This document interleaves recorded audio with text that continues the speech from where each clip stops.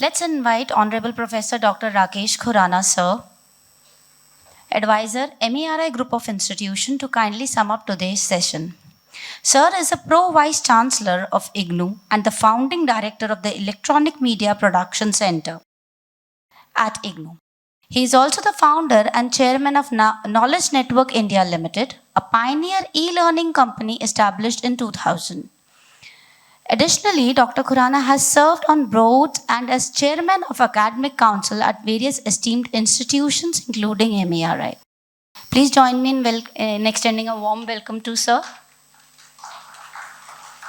Thank you all. Friends, I have a difficult task. I am also a professor. And once you give podium to a professor, he doesn't stop before 50 minutes, and I have got 5 minutes.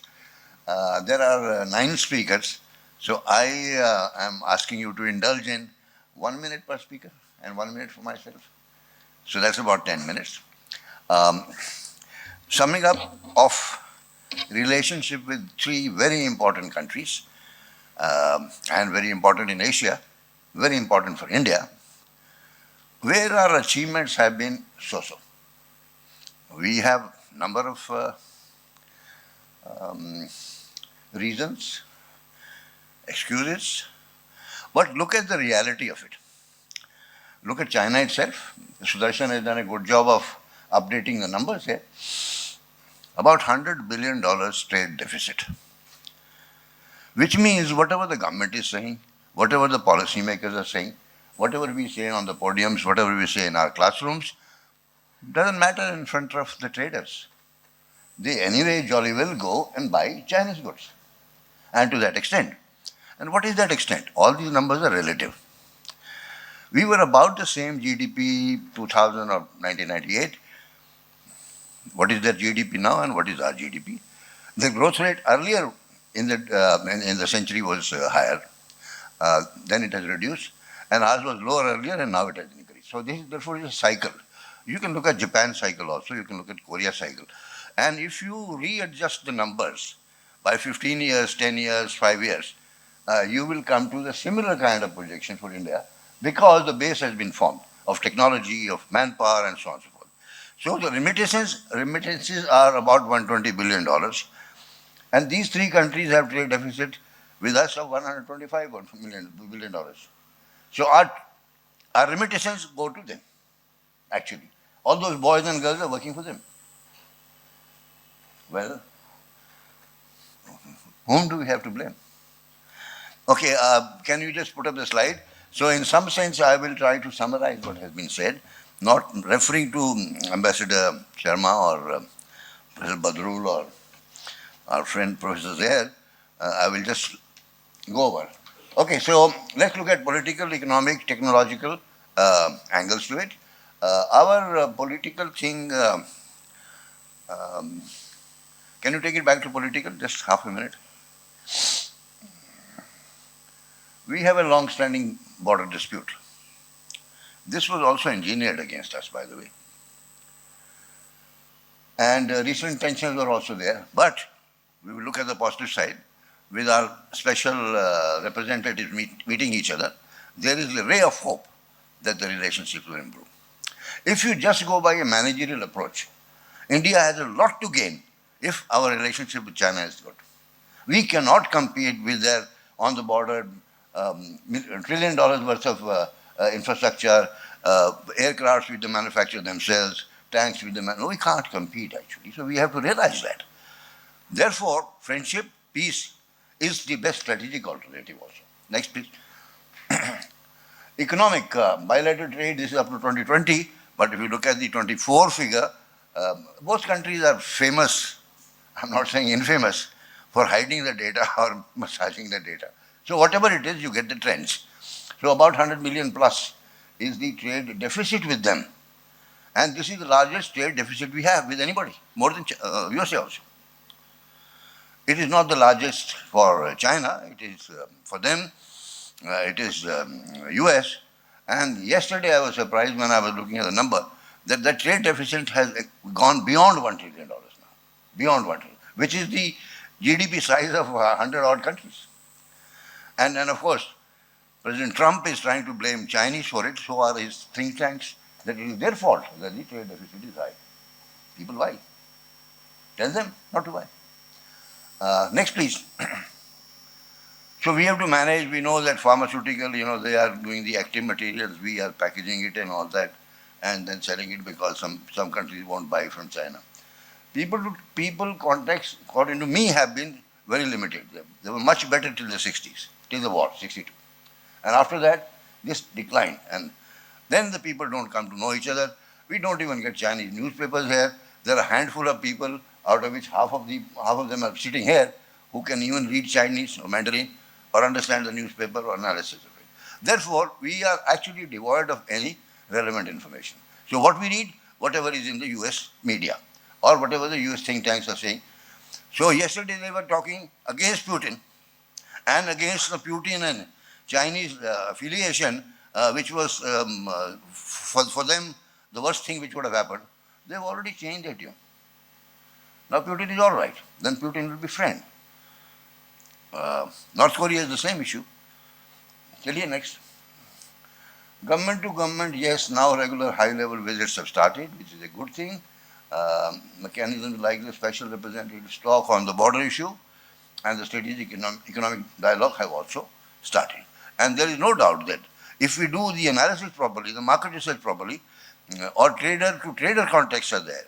They don't have large companies doing this business here. There are small traders who through the networks are doing these things.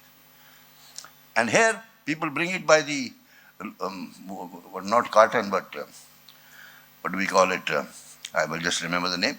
Stuff like that, and then do the retailing for it. Next one. Overall, the India-China relationship is multifaceted. I think our friends have said that, with both cooperation and competition existing side by side. Why cooperation, which we otherwise don't notice? That cooperation is good for both of the countries. My generation had seen the debate was ignited by Americans and the Europeans following that, whether China will grow faster or India will grow faster. Up to 60s, India was growing faster than China. Our GDPs were similar. They had more people. But then they were setting up the base. We will not go into the philosophy and other things of it. We have to look at the positives of what is there in China. If they've achieved these things, there are reasons for it, no? And we are a little fly in front of them to change anything. Change their policies, for example. We can't do that. Next. Japan is one of the India's top investors, just about $30 billion. These amounts are very small if you compare to individual ASEAN countries, like Philippines, or Thailand, or Indonesia, or Malaysia, or something like that. Whether American investments there, or Japanese, or Chinese, these are minuscule amounts. We want them to come, then we don't want them to come. We are the country, of this size at least, which has the minimum FTAs. You look at European Union, you look at USA, you look at UK, you look at Ireland, you look at ASEAN, I've already said, no free trade agreement. How will your trade take place? You do nakras that, we have to provide this protection, infant industry protection. Industry was started in 1950s. They are still infant after 74 years. So they get protection. But then you face whatever you're facing in front of Trump. There you bend down in no time. Yes, I will cut out this useless 250% tariff on Harley Davidson or on whiskies, 150%. How can you justify that? Next. That is one of the reasons we can't enter these countries, because immediately they say, you reduce your tariffs, then we will let you in. Both countries share concerns about China's growing influence. They don't talk too much loudly about it. Changing the name of Asia Pacific, to me at least, I'm not a political scientist, to Indo-Pacific is very intentional. It's very intentional. And it is to draw India somehow into these relationships between what we can say Asia Pacific, where we become a bulwark against China. Be that as it may, this is where the interactions are coming now. Next. Technology, yes, India and Japan are collaborating on cutting-edge technology like robotics, artificial intelligence, and renewable. Now, these are not consumer products. They are not even consumer durables. What are we worried about? Artificial intelligence knowledge base will not come if we have much greater knowledge base of artificial intelligence. All that knowledge base is lying in the US and Europe. They've gone away. You need it now. You pay for it now. And in any case, these are not consumer products. What are we worried about? This is high tech. Next, please. What are the challenges then? Trade imbalance, yes, it's there. India's trade deficit remains concern, and competition from China. Both countries face competition from China in various sectors.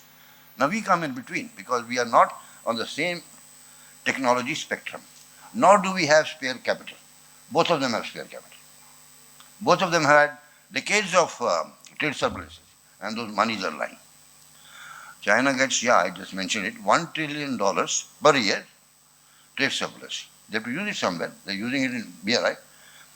Next week. And we in India don't even like BRI. We don't even study it, where all it is going. Because somehow it is considered that if you touch China, your CID will come or some CBI will come or somebody will come and investigate your phones and all that. We are so afraid of even talking about China.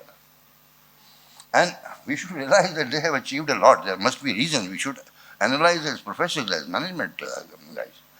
Okay, India and Korea, we have a strong and dynamic relationship because there are some dynamic industries we got into with each other at the right time. Phones and vehicles, consumer durables, again not consumer goods. And I remember 2000 or so, we were going to buy a washing machine, and there was a Korean machine which had come with fuzzy logic. Today they are talking about artificial intelligence and it controlling controls, etc., etc. Fuzzy logic. We bought that machine. Kharab ho jane ke baad nobody repairs it, but that's a different matter. So it's not been low tech. Economic, Korea is one of India's top trading partners again, with significant investments in automotive, electronics, and steel. Note, none of them are low-end products. None of them are low-end products. If we had that kind of capability, we wouldn't have gone to them. The local partner would not have gone to them. Technology. We are collaborating on emerging technology like 5G, artificial intelligence, cyber security, culture. Now, one thing is happening. What the China refuses us, or we don't want to take it from China because of security reasons. TikTok is also security reason. We cancel it. Only country in the world. We stopped TikTok. Security reason. We don't have any cyber security mechanism, as if. But whatever China relationship we have a problem, if the stuff starts coming via Korea. Chinese factories are also there, or the Korean companies do it, and you can trace it on 5G, you can trace it on chips, you can trace it on other things. Next, please. Next. Okay, cultural, both countries have a rich cultural heritage with opportunities for exchange. I gave a little quiz the other day to a group like this, and I asked them, is there a peace park which is made by Korea and India? In India? No answer. I said, in Delhi? No answer. I said, 2 kilometers from here. It is in honor of military personnel from India who went at the time of the Korean War. And to honor them, they have set up a peace park here, 2 kilometers from there. Nobody knows. Nobody writes about it. No journalist writes about it. Beautiful Korean design things and all that. Anyway, more is required. We in India don't study Korean, we don't study Chinese, we don't study Japanese. Handful of people. But they study. They're using technology also now. Next. We had trade disputes, especially in the automotive sector. The wider issues there about the Japanese companies and American companies and European companies, but competition from other Asian nations, you can say ASEAN. Both countries face competition from other Asian nations. China first we used to talk about, now it's Vietnam, then it is Malaysia, then it is Philippines, then it is Thailand. All of them are going to the next level of technology. And best technology available at that time, or developing it. These are small nations. What is the size of Korea? Small nation. What is the size of North Korea? Population. Number of scientists. And they make nuclear stuff. We don't. We still go and beg for nuclear technology. Be that as it may. It's all depending on your strategic stance. Looking at these things from a strategic angle and not just operational transactional manner. Okay, China has done this, we have done this. Next, we love Chinese food, by the way. That we don't refuse. 2021 bilateral trade, Sudarshan has talked about these numbers. Our exports are only 4.6 last. Investment, Japan is one of the top investors in India with 30 billion. Infrastructure, Japan is committed to investing 33 billion, not trillion, in India's infrastructure, including the Mumbai-Ahmedabad high-speed rail project, etc. Next, please. Okay, so we sum it up. If an objective person is looking at these things, who's young, who's middle-aged, but I'm very old, there is all the hope, there is all the good things if we work with each other. With that, thank you very much. And thank you all for your wonderful presentations.